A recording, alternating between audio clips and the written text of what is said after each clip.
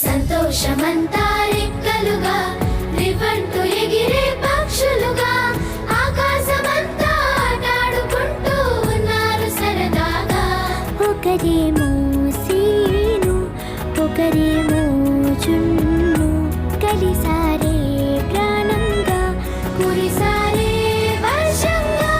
పాటేమో scene ఆటేమో చున్ను ఒకటై ఎదిగారే మధురంగా.